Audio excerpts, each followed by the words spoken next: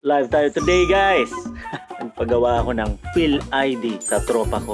Tara, subukan natin in today's video. Sir, pahiram lang po ng valid ID.